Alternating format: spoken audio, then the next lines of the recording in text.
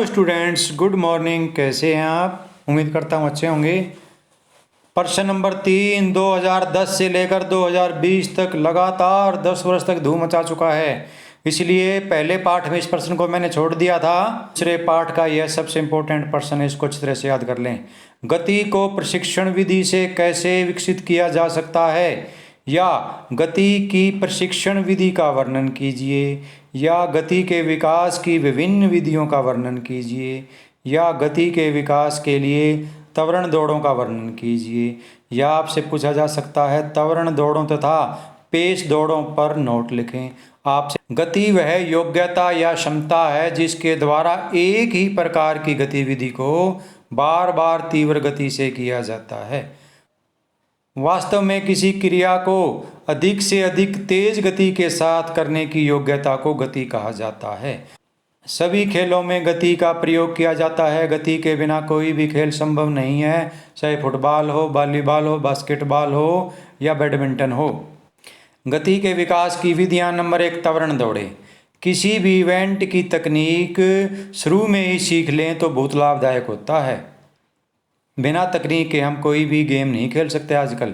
इस प्रकार की दौड़ों के लिए खिलाड़ी को एक विशेष दूरी की दौड़ लगानी होती है। यह स्टार्टिंग लाइन से शुरू होता है और जितना जल्दी संभव हो सके उतनी जल्दी अधिकतम गति प्राप्त करने का प्रयास करता है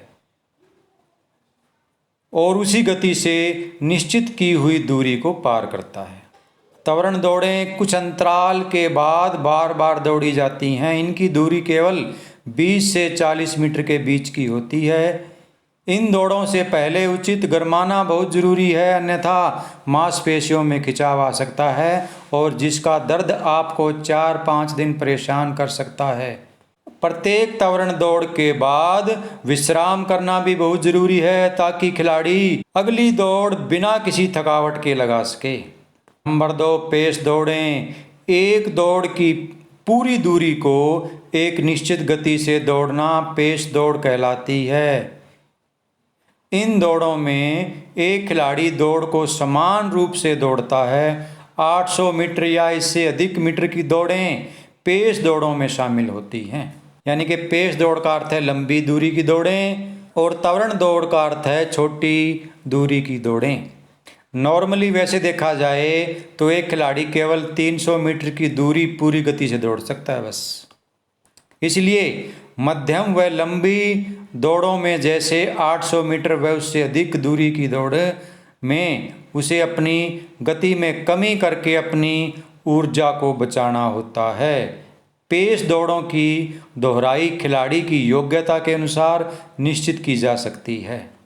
अगर आपने अभी तक हमारे चैनल को सब्सक्राइब नहीं किया तो जल्दी से कर लें। इसमें आपका कोई खर्चा भी नहीं लगता और समय वेस्ट भी नहीं होता, अन्यथा आपको लाभ ही होता है। हमारे द्वारा अपलोड की गई वीडियो सबसे पहले आपके पास पहुंचती है और आप हमेशा अपडेट बने रहते हैं।